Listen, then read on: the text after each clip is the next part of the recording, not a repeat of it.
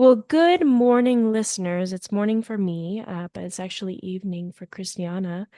She's in Italy, I think, right? Yes. Correct. In Um, Tuscany. and I'm so excited for this interview. I had been hoping to connect with Christiana for a while, but this is the perfect time. She actually kind of her breakout role for Americans, I guess you'd say, was Mother Cabrini in the film Cabrini by Alejandro Monteverde. But I mean, when I was looking her up, and I mean, she's done acting for Italian stage and television and theater for a while. So it wasn't her first role, but it was something that I think Americans were introduced to her acting for the first time. Um, but anyhow, I got to connect with her, and I'm hoping that we can learn more about her story and her personal life and how she came to acting and maybe a little bit about Cabrini as well. But Christiana, thank you so much for joining the podcast. Thank you for inviting me. It's my pleasure and honor. So Christiana, just kind of to start, I mean, I've kind of always wondered, for people that I've interviewed that have done acting, I mean, is acting what you've always wanted to do, even when you were younger, or is that just something that kind of happened to you as life went on? I guess it's always something I wanted to do. I remember being so absorbed into the stories that the bedtime stories my mom would tell me when I was a kid, that probably storytelling was already the form of self-expression that um, I mostly connected with. And my mom has always been the most amazing storyteller. So much so that I would always try to imitate her, the tone of her voice, who could still be very deep but clear and never ever have never flinch, never had any error in it. To this day, I'm not capable of doing it. She's very talented and gifted, and especially in storytelling, she'd be perfect for a podcast. Um, but then growing up, I suppose I've always been a very curious little girl and spent a lot of time on my own. And it's not that I didn't have friends, it's just the kind of life I led, that my family led. Um, that was, in some ways, imposed on me. I found that being in my own space, I felt safer in my own space with the stories I read, because eventually I started reading my own books, and I started very early in life. So again, storytelling was confirming itself as one way for me to not necessarily escape reality, but find my own dimension, my own space where I could recognize myself, sometimes even more than in the outside world. Hmm. Um, I even remember sometimes being bullied at school, just having gone through that as well, which probably contributed into me trying to find a solution to that. So I guess it was little things that played a role altogether. Until when I was a teenager, you know, I, I think I was very undecided on what I wanted to do. Um, I I was very keen on becoming a lawyer one day, and then a doctor, and then an astronaut, or a writer. I just wanted Yeah. to do everything. So when Titanic came out, and that was probably the first very big experience of mine at the cinema. Um, I insisted. My dad never really took me to the movies. That was the very first time I insisted so much. I wanted to see it. I insisted so much that he came with me, which already was a thing, because he'd never done it before.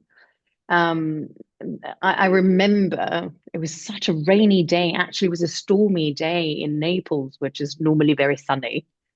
Um, I remember when we came out of the theater, I consciously realized that acting could be the one thing that solved all the problems for me.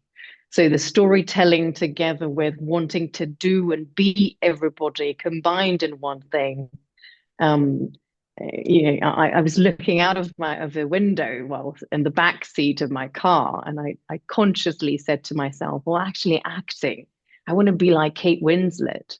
I want to be like the old lady at the same time, like the actress Kate Winslet, and the old lady who has a story, who has a secret in her heart, and at the end of her life tells the tale of her life. So I guess consciously that was the moment I realized I wanted to be an actress, but I never saw it as a job. You know, Mm. I never imagined that it could be something I used to feed myself and pay the bills and whatnot. Yeah. It was more like the thing I knew I wanted to do and be for the rest of my life, that I couldn't be without. And then when eventually I graduated from high school, that's when the problems started arising, because my dad, who's a doctor, my family is a little bit bourgeois and has certain ideals and values that I don't necessarily share, in terms of how, especially how strongly you should feel your passion. Normally, a doctor wants his son or daughter to follow their footsteps Right. and become the same thing. But I didn't want that. I didn't believe in that sort of inheritance of identity, to put it in the more clear, accessible way. So, and especially because I wanted to be an actress, I suppose my dad was freaking out, really, thinking that it wasn't a sustainable career. Um, which is, I mean, it's not far from the truth. It's very hard, very difficult. But in that moment, I realized I was on my own journey. Um, so I decided to just leave and go to London. But that's another chapter in my life in terms of what really, um, how it really began. I think it was in these three different stages of my life that it took shape. It originated and took shape in my life. Now, though, that you've done it for a while, has it lost any of that sort of? Because how you said it is really the ideal, right? It's a very romanticized. I think that's how non-actors we all view it. It's like, oh my gosh, they get to play these amazing characters, and they get in this cinematic films with this beautiful music, and it's just so stunning, and like they get to have that as a legacy in their life. Um, but for you, as you've been in it for a while, I mean, obviously not to make it sound bad or terrible, but has that romanticized view of acting, has that been hard to keep, as you've said, with needing to make money, pay the bills? Also, the different stories you've told, have you always liked the story you've been telling? How has that kind of matched with what you really wanted to do when you were a kid? It's not always been easy, that's for Yeah. sure. And there's been times when I had to remind myself of the reasons why I do what I do. Um, because sometimes you do have to accept the job you like less in order to pay the bills. But the truth is that, and this has been very hard at times, because I wanted to keep that essence true to itself, and I didn't want to corrupt it. I've been um, I've been saying a lot of no's to offers that have been made to me throughout my career that probably could have changed the trajectory of my career entirely. And perhaps today I'd be much richer, or I don't know, much more uh, popular and famous than what I am. Mm. But if I didn't think that there was some heart, some kind of if my instinct told me not to accept, I would say no, regardless of the consequences, regardless of the fact that I would struggle that year. with the money, or that I'd have to find more jobs or work harder. Mm. And it's been harder in that sense because, of course, I've probably played roles that I liked a bit less. But overall, I'm very proud of what I did because in every story, in every character that I've been offered or I had to fight for, I've tried to put some kind of meaning that was truthful to that kid I was when I was deciding to become an actress. But it is hard. It's an environment that um, necessarily always um, reward the effort, the talent, the um, sometimes it prefers popularity rather than content, than issues, than or whatever topics that an actor wants to address Yeah. through the stories and characters they play. Um, but it doesn't matter. It doesn't matter because it builds itself slowly. Um, but in all honesty, because of these reasons, because of all the rejections that I received and I gave, it's been hard at times because I always wanted, sometimes I just think, why didn't I accept that role? I could have done so much more. It would have been much easier for me to accept the roles that I like the most if I only had done the one role that doesn't fit into my narrative, my global narrative of what kind of actor, actress I want to be. Yeah. But again, it's yeah, but you build it day by day, and uh, it's the good side of it is that even though sometimes I can feel frustrated of uh, again of going, oh, why didn't I accept that role? But when I go back to sleep, I always think, oh, actually, I did really well. I did good. Um, I like all the stories I said, most of them. Maybe there's only two or three I don't like, but overall, I like them. I like them all. What story that you've done so far you think resonated most with you as a person that you really the character you played, you ever really um resonated with who they were and you could find a lot that was in common with them or just playing their character changed you a great deal? That's always a very hard question because it's always a mix of the two, and it's funny because it's hard to tell at some point. Eventually, you become one thing, at least for me, that's how it works for me. You become one thing with a character. Otherwise, it's not fun. I don't find it fun when I have to fake it, when I have to pretend to be someone instead of being someone. Even when I use my craft during one odd day on set or on stage when I don't really feel those feelings and I have to hold on to the things I learned at drama school, Yeah. um, it's still, I still have some kind of hook, strong hook with the character that makes me feel one thing with it. Um, but to go back to your question, it's it's there's always a little bit of me in the characters I play, and vice versa. In terms of probably, I mean, they all have my face for starters.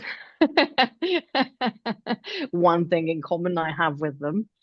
Um, but no, but really, what it is that it's challenging and it's fun for an actor to try and stretch your personality as far as possible from you to Right. explore what it is, what it means to be someone else, because that's the actual fun of the whole story of the whole thing. Um, but necessarily you have to have something of yourself that you put into the character. So all of them really, I do see myself in them, and I do. In some of them, I admire aspects of their personality that are not very much developed in me. Um, just to give you an example, maybe the mafia boss from Gomorrah, which is on HBO Max and actually is very popular in the States, um, and the rest of the world. There's an approach to life that she has that is more, um, it's much, how can I describe it? She's hungry in a way that I may not be. Hmm. And she's developed a sort of, uh, I have to fight so hard for the thing. It's a matter of, life and death kind of thing, because of the story of the character that I haven't lived through in my real life. So I can't really know what it is unless I use my imagination. Hmm. So that is something that is very much away from me. But at the same time, I do feel something in common with her because she's from my hometown, and I know which conditions have developed that feeling or that approach, that grip to life that I wish I could have a bit more, because it's a little bit more aggressive than I would be. I'm not that aggressive. I'm actually uh quite the opposite, really. But anyway, I also at the same time I gave her something of mine. I wanted her to have a tenderness, a sweetness somewhere, even if it was hidden under layers and layers of hardness and difficulties. So it's always a dialogue. It always travels on parallel tracks, if you will. Um, yeah, I guess that's how I feel with all of them. Do they, was there one in particular you found really hard to act? Um, recently, recently there was an aspect of one character that I found really hard to find, and it's in a film. It's a little film that hasn't been distributed yet, but it actually won a prize at the Buffalo Film Festival. It's called Three Infallible Rules, and I play the character. It's a jewel of a story, and I play the main role, female role, and a mother who doesn't really love herself and therefore can't translate that that into love for her own child, her own Hmm. teenager son. Um, so it's very much about family. It's a drama and relationships. Very beautiful.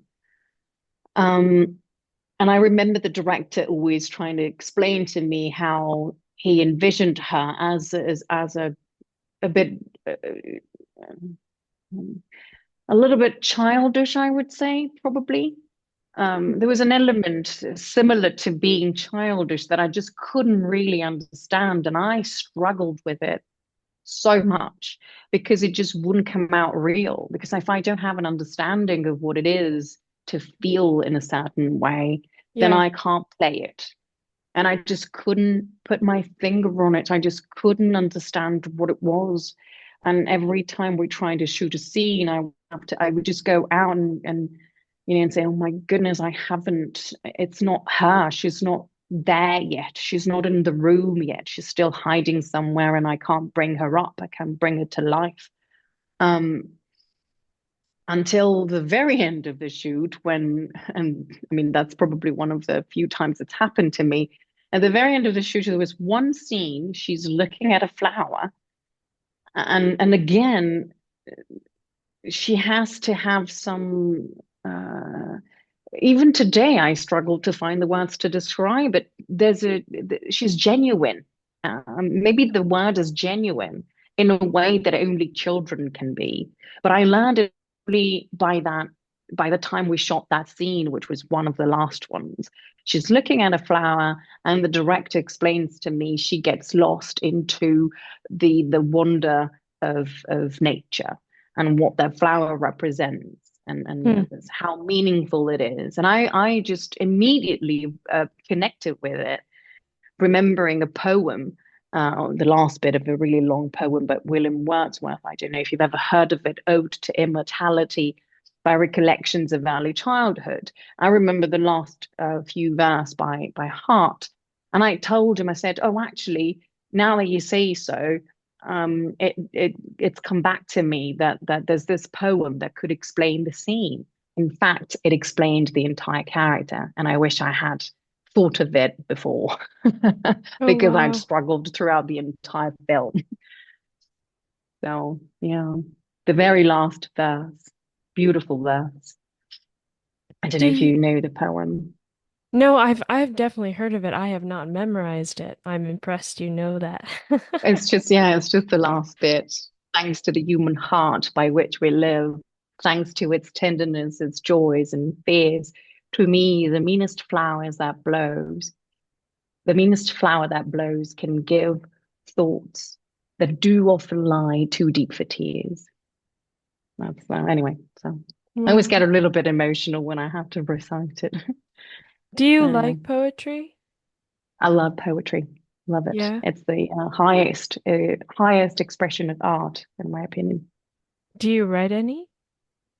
I do actually. I do. I've never published anything, but I have a collection of 50 to 70 poems that I've written throughout my life. So yeah, Wow. quite a few. Yeah. Are they like themed off of times in your life, or they're just ideas that have come to you in random moments that you've written down?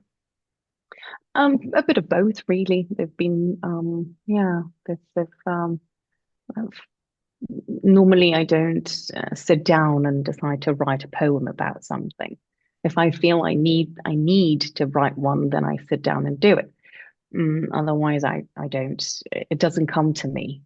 Um, so it's been again, it's been a way to express things that I could hardly express when I didn't have the words for it. I would find in poetry the perfect way, in the musicality of poetry, the best way to let them out. Is there So one you think you're most proud of that you think expressed really well what you were trying to say? there's a few actually. There's a few of them. It's funny when I go back and without remembering what I'd written, I would start reading verse by verse, and then how can I put it? Um, it feels as if I can guess what it's coming next, not because I've written it, but if it's because if I were to write it again, I would write exactly that same thing. Hmm. Does that make any sense? Yeah, yeah, it does. Yeah. Do you think are like most of your poems a certain flavor? Like, are they sad? Are they happy? Are they reflective? They're very Mhm. reflective, I think. Some of them are a bit sad. Some of them are actually very happy. I have the only thing I've done is I've shared a couple on Instagram, just under a nice photo, but that's as far as I can go for now because I'm always afraid of publishing something I've written. But no, some of them are actually very hopeful about, I don't know, spring or what it feels to see. I live in the countryside, and whenever I look at a tree in during the spring with the twigs pushing out, the branches pushing out the twigs and the flowers, it almost feels like you can. I feel like I can see it. I can see it happening right there. I can see the struggle and the effort of the tree of the plant trying to reach out to life. So Yeah. sometimes it's just something like that. Um, so they're not all sad, but they are very reflective, I would say. Yeah. Do you know any that you could say? Oof, I don't know. I should look them up, not by heart. I don't know my own by heart. I know other writers' poems by heart, but not mine. It's funny. I wonder if I have any with me, but no, I don't think so. Let me see. Let me see. you're really putting me in the spot here. Well, I didn't know that at all, and I think that's fascinating. I love poetry too. I You do? used Yeah, I mean I used to write some when I was younger. I think when I was going through a lot of changing emotions, it was very helpful to articulate it that way. Um, It's true. but I haven't written in a while. Oh, then you should go back to it because it's so liberating, isn't it? It is, but also you seem to have a deep passion for poetry. I love listening to poetry, but I don't have as deep a passion to write it. Oh, I see. Listening to it, not reading it. That's interesting. Yeah, I like when people read it. Well, because like you're putting flavor into it. If I'm just reading it, you don't hear the melody of it as much because you're just kind of reading it. But if someone I see. is reading it, then you're getting the cadence, you're getting the rhythm, and kind of losing yourself in the flow. I see what you mean. Yeah, I see. I always wondered, well, for me, I mean, I love poetry so much that whenever I read it, I just, I recite it in my head and um, it becomes real, becomes alive. I can't find any here, unfortunately. And some of them are in Italian, some of them are in Neapolitan, which is my own language, dialect. Yeah. And some of them are in English, but I found a couple in Italian, but not, I mean, in Neapolitan, but not in English, unfortunately. Oh, why don't you go ahead and Mm. say it and then just say what it means after?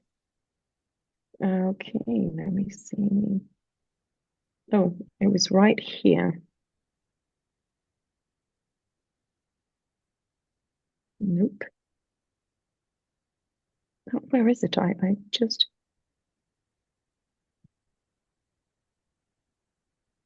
oh, it was right here. I'd found it.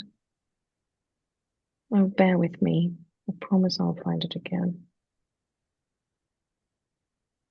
Hmm.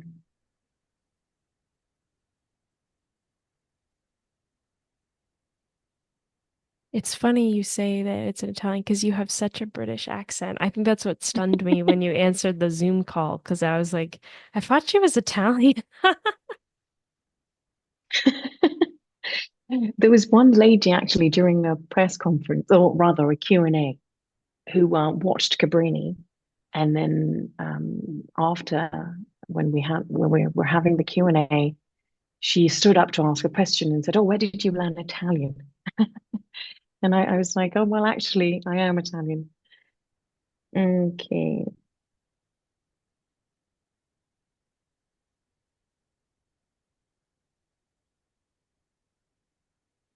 okay. There we go.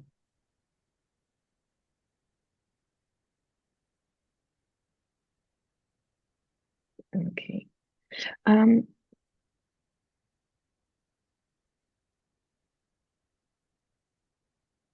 it's amazing how confused and just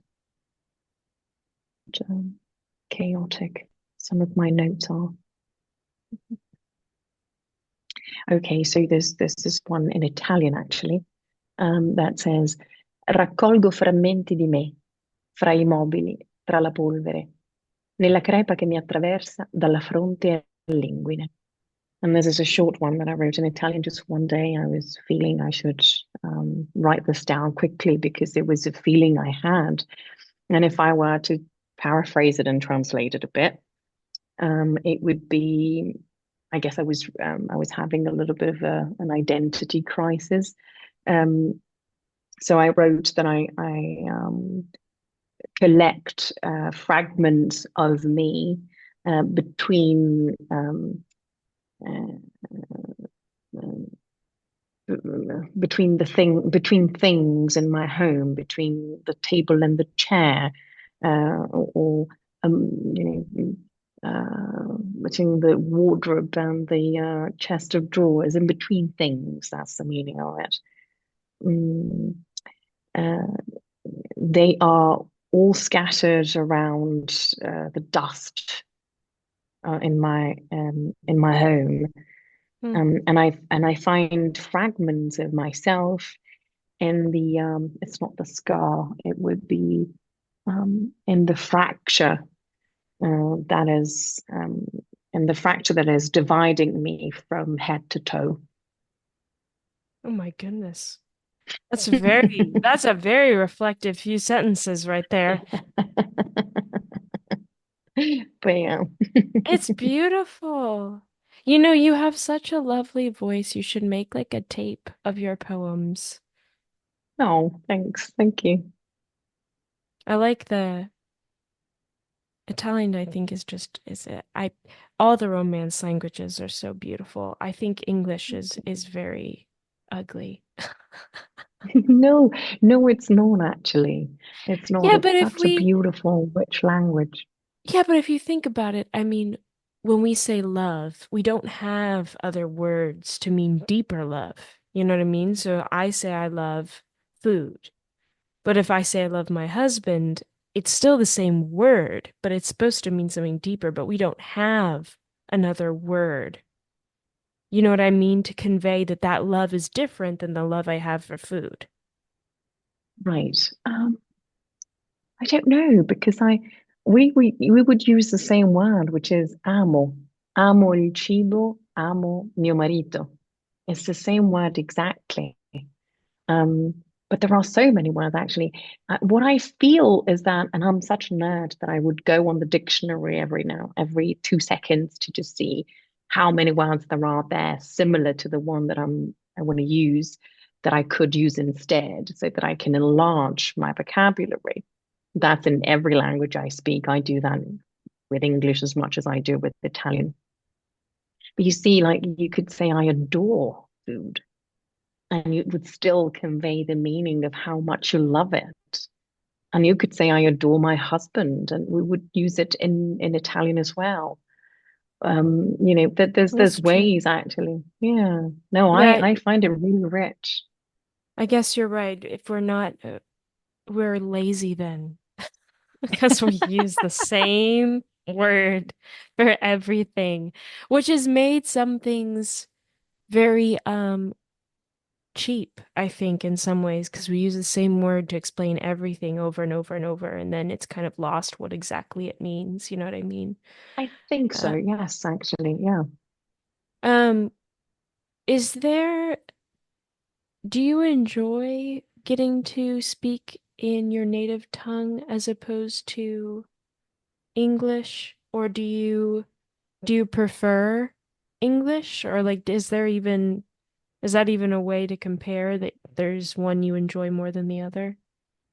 There isn't a way to compare the two. I became bilingual when I was very young, again because I decided to be bilingual. So I must have been either a very lonely child or what's the syndrome when you're obsessed about what's the OCD? No, no, it's not OCD. It's like when you're obsessive behavior about, having to learn something. And I would Yeah. never, I wouldn't stop until I remember it. I was 10.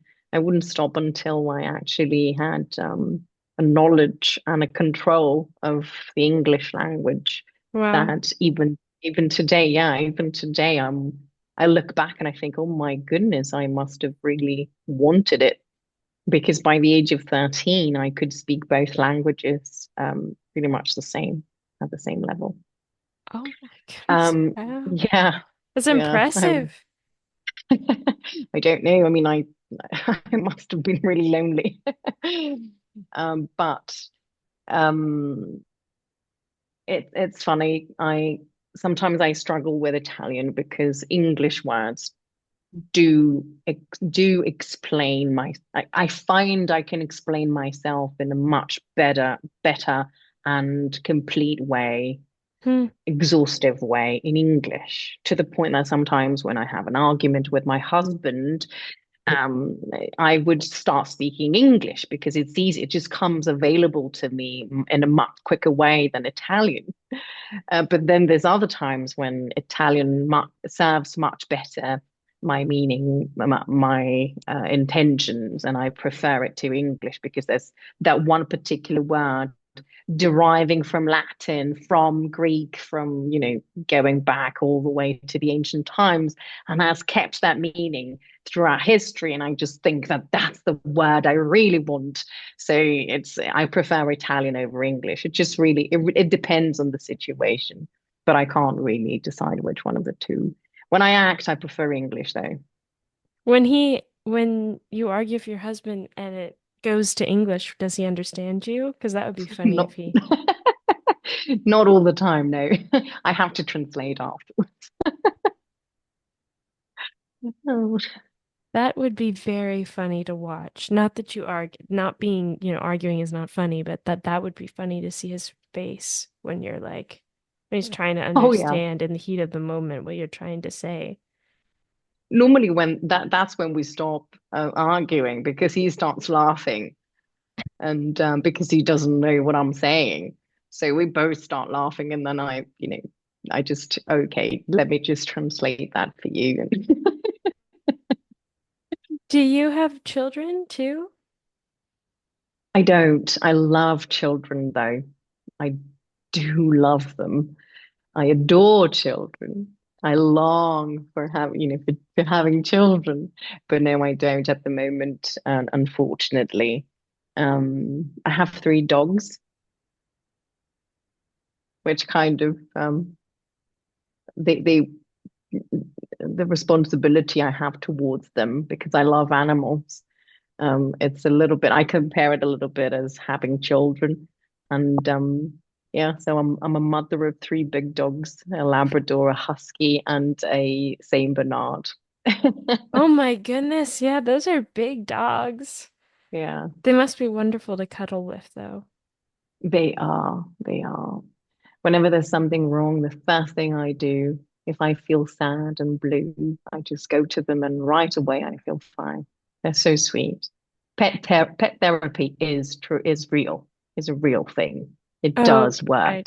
I totally agree. No, I have a cat named Knightley, and I suffer from panic attacks, and so when I have one, he usually senses when it's coming on, and he'll actually come and sit on my chest so that I can feel the weight. He was never trained, and he just does that every time. He's without fail. Yeah, it's really sweet. Wow. And his name is Knightley. Yeah. Oh, I love that name. I love it. Isn't it? It's sweet. Yeah. It means Knight's Meadow.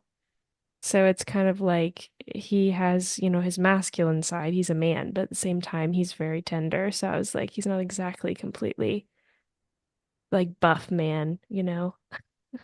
Love it. I absolutely love it. Oh, see, animals are special. We don't deserve them.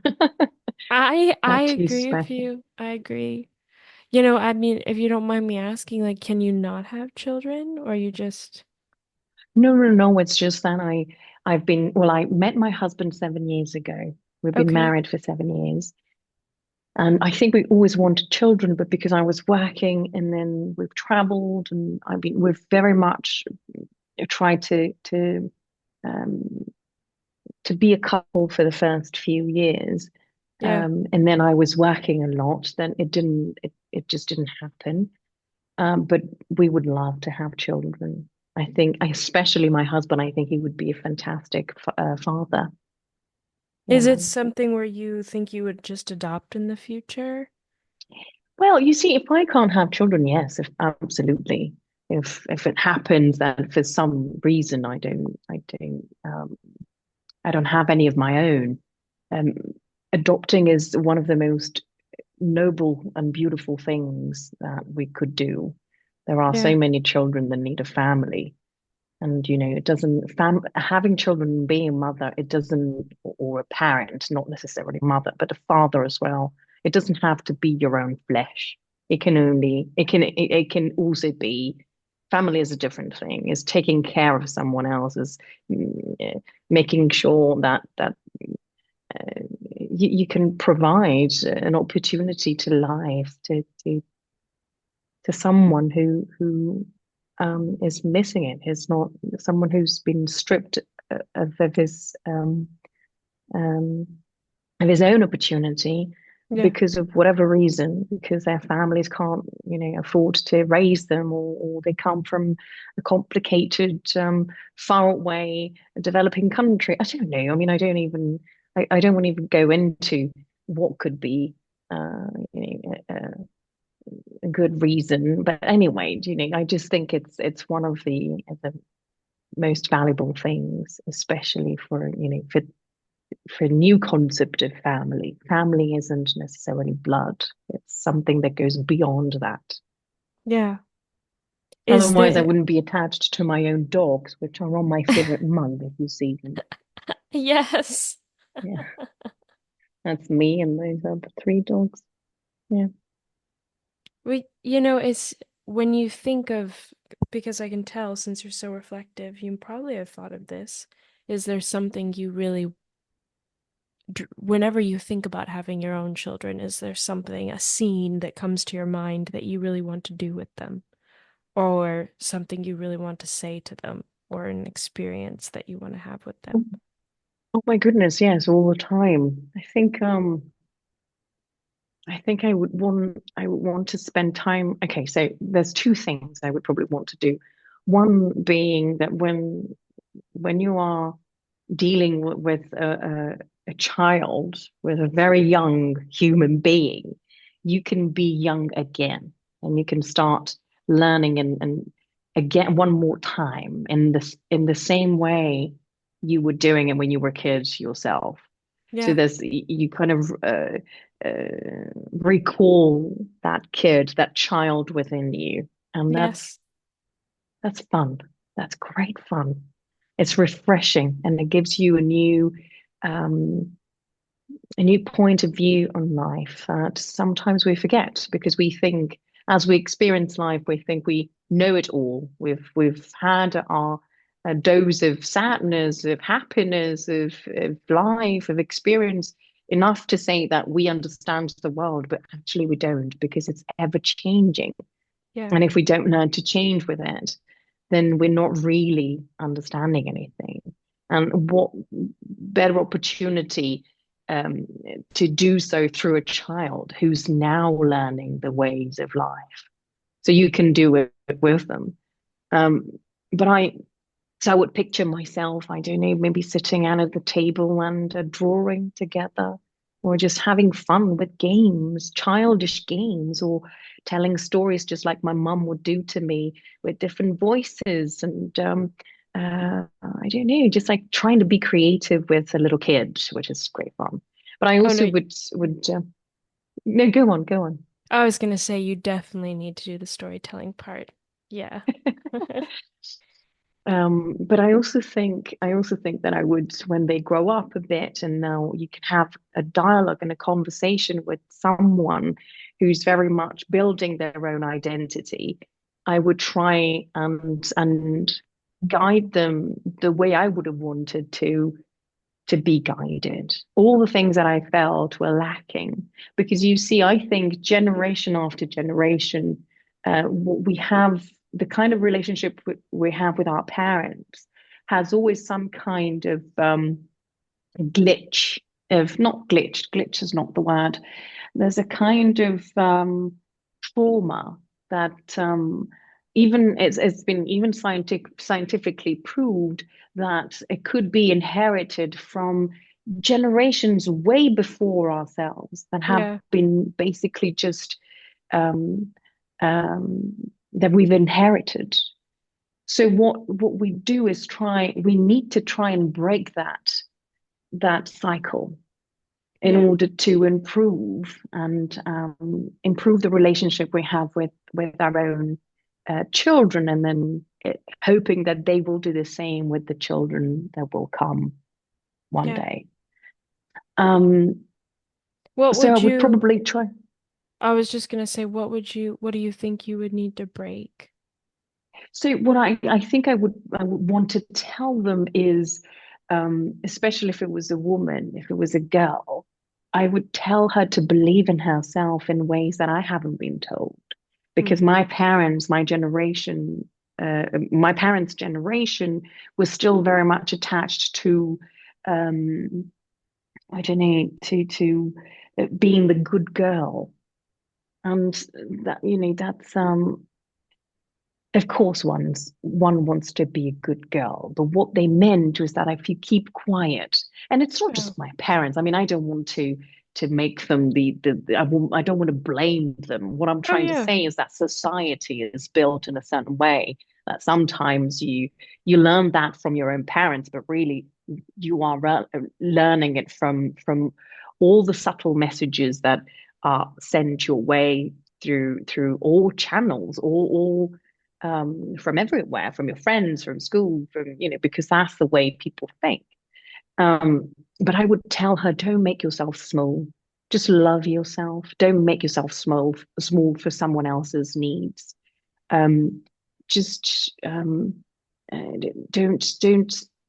sacrifice yourself in to make space for someone else's life. Just embrace who you are, and which is something I did, but I also struggled as I was learning how to do it.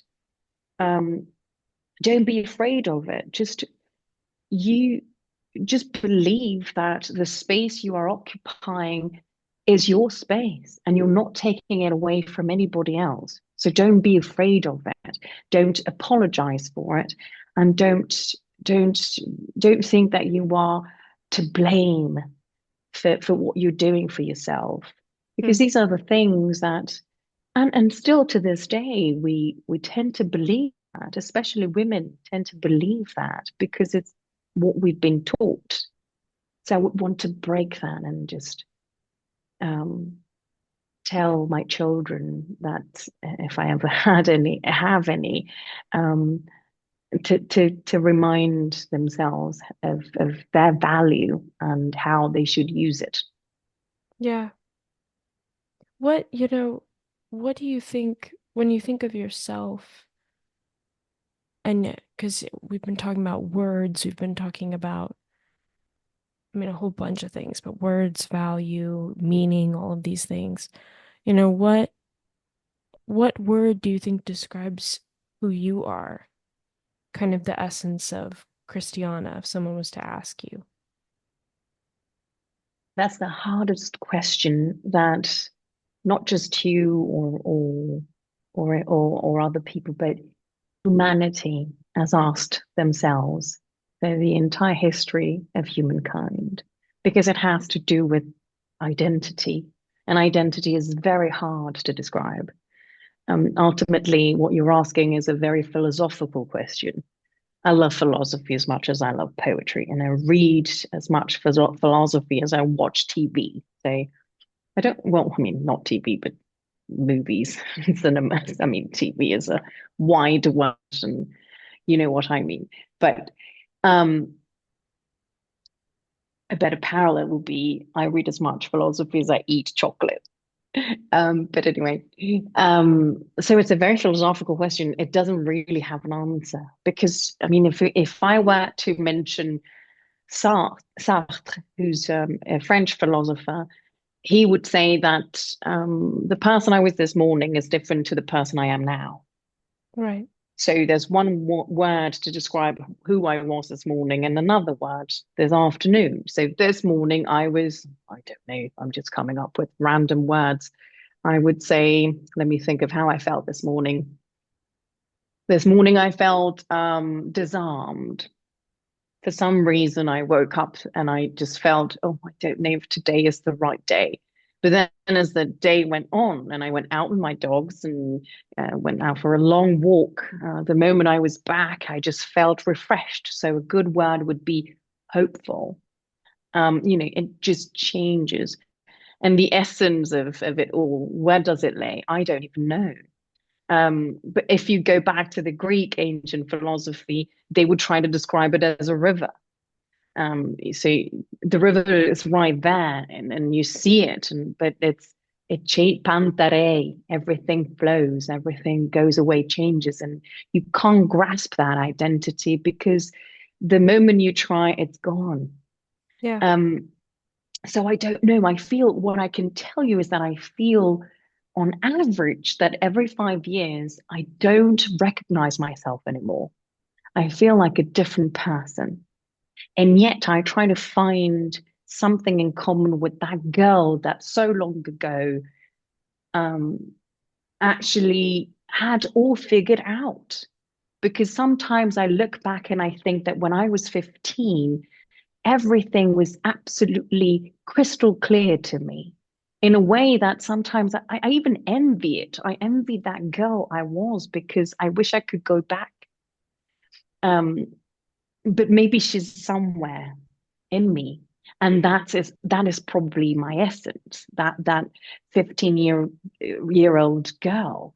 So I, Yeah. I don't know. So it's hard. It's the hardest question. Yeah. Um, Yeah, and I if I could sum it all up, it would probably be I don't know, ever changing. Ever Yeah. changing could be a word to describe who I feel I am, but it doesn't really do the job. Yeah. You Well, know? I know, especially with seeing Mother Cabrini when you were acting in that, obviously that's the Catholic faith, and so she had a very close relationship, or it was presumed based on the movie, that she had a close relationship with God and that she kind of walked in her life through that idea of a higher power, and that was kind of how she found her meaning. Um, I mean, for you, do you have do you really feel that there's a spiritual aspect to humanity in that way, that there's a higher power? Or for you, as you're talking about ever changing, is it more that man is perhaps more part of the natural cycle of things, but there's not necessarily something over that natural cycle, if that makes sense? Again, that's very philosophical. We tend to divide the two things, and that's a philosophical question that goes back to the ancient Greek culture and then it goes into the father of church. I mean, I don't know what the word in English would be. Actually, this one escapes my vocabulary. But anyway, so it's a later period of philosophy. So what's circumstantial and what's transcendent, but the two things actually inform each other. Um, so you see, Einstein would say, who's not a philosopher, who was a genius in scientific subjects, but he would say, the more I study chemistry, the more I believe in God. Now, God doesn't have to be necessarily a creator, which is another question of philosophy. Do we exist because someone has created us, or have we been here for forever? And how could I explain it in a very simple way? Is it something life is life something that was necessarily springing out of a higher, let's say higher power, but I don't intend it as a creative power. Right. Um, so I do believe in spirituality. Of course I do. We have to.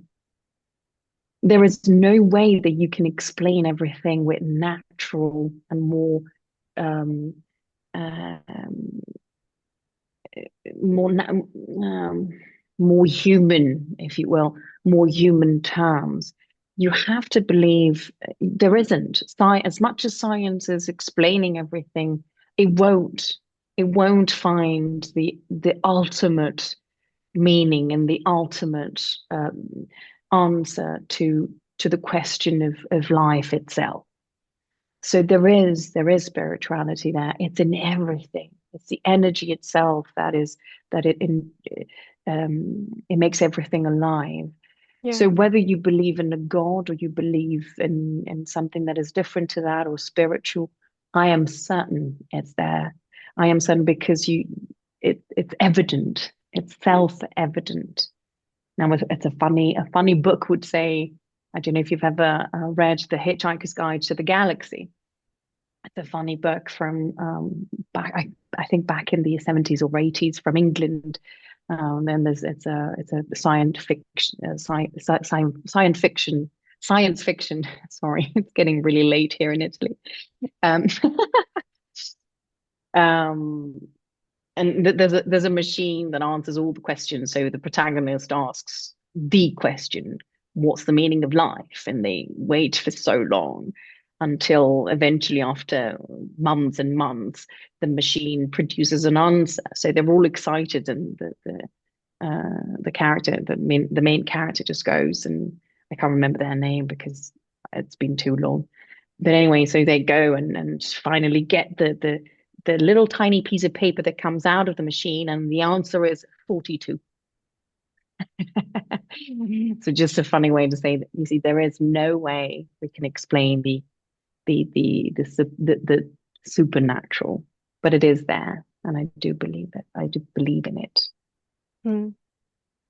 Well, I mean, Christiana, I want to be respectful of your time because I know it's, yeah, as you said, later in Italy. So you're already probably like, I need to have my tea and a bath and go to bed or whatever else I need to do. Um, but I did want to ask you, one more question. You love story, and that's so, I can see that in the way you talk and in the way you process life and in the characters you've played, you love story. And I think story is one of the, I mean, it's such a beautiful expression of humanity. You get to tell any story. Um, is there a story you want to tell that you haven't yet? Oh, there are so many, so many. Um, there are way too many stories, actually. I'm trying to think if there's anyone that I can bring up, just for the sake of actually speaking about something concrete rather than just like talking generally. Um, so there is one story. There's one story that I've been playing with for a while. That is very much about a relationship between a mother and a daughter. Um, and it revolves around the decision of the daughter to end her own life, which is very sad. But the actual idea Hmm. that I've read and people may know it, uh,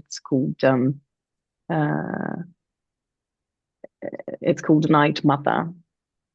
Um, I've been wanting to play the character for a long time. It's a stage play, so it's not a film. It's a play.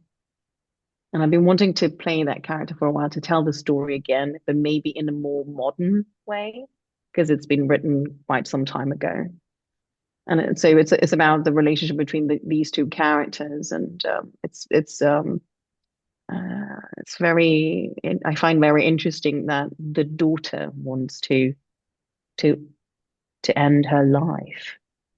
Now she has everything ahead of her, and yet she decides to she wants to she gives the news to her mother, and it's all about the dialogue that they have. Wow. um yeah, and it seems really dark and really heavy, but actually the play has very funny moments. Now normally it wouldn't end that well, so I would want to change it in a more hopeful story, because I believe in the power of life so much, and what it can bring, and how beautiful and nostalgic it can be at the same time. That it doesn't really. Um, you see, eventually we will all die. So we may just, in the meantime, try and learn and enjoy and see the beauty in what comes our way, rather than end it sooner. So I would want to change it in a more hopeful story. But yeah, it's been on my mind for a while. I would want to Wow. tell that story. Yeah. You need to come to America and do that play. And then I would love to see something like that. That sounds fascinating. A lot to think about for Yeah. sure. Yeah. It's sounds sad, but it's not. Well, Christiana, I mean, thank you so much. It's been such a gift to talk with you. I love how reflective you are. I love your voice, your storytelling voices. So I keep thinking you should be so good in this audio drama as this specific person. Um, Thank but you. I love your voice as well. it was just so great to connect with you and know your story, and maybe someday you'll have the courage to publish some of your poems. I'll try. Well, I hope you I'll have a try, good definitely. night and say hello to your dogs for Thank me. you. I will for sure. And yes, please just hug nightly for me because I would love to see him. I would love to meet him. But yeah, maybe one day. Who knows? I Maybe know one day we'll meet each other in the flesh. he's curled up right now sleeping, as cats often do. All All right, right. bye, Christiana. Well, thank you so much. You have a good rest of your day.